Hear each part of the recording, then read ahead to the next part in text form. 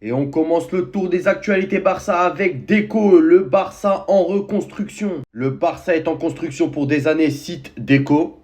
Le Barça est de plus en plus proche de signer le défenseur du Bayern Leverkusen. Ce dernier est de plus en plus proche. L'entourage de Jonathan Tah confirme que le joueur souhaite porter le maillot du FC Barcelone et une réunion aura bientôt lieu avec le club pour finaliser sa signature.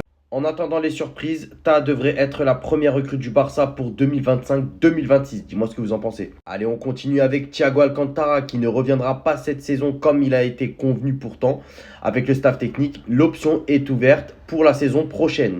Alexandro Balde qui retrouve sa meilleure forme. Défensivement, ses statistiques ont connu une évolution notable. Son taux de réussite dans les duels défensifs est passé de 59,63% à 67,11% et le nombre moyen de duels défensifs qu'il remporte est passé de 2,59 à 3,59 par match. On reste dans les statistiques avec Eric Garcia qui est étonnamment devenu un joueur clé marquant en Liga, Copa et Champions League malgré les minutes limitées. Seuls Ferran Torres, Firmin et le trident du Barça ont égalé cet exploit. Ses buts, tous les têtes mettent en évidence son impact offensif inattendu cette saison. J'avoue que moi le premier, je m'y attendais pas du tout.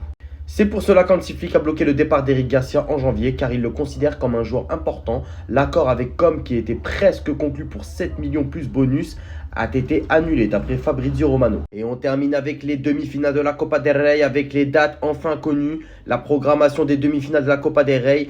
Match aller Barça Atlético mardi 25 février à 21h30 et le match retour chez les Colchoneros mercredi 2 avril à 21h30. Visca Barça et Visca Catalunya.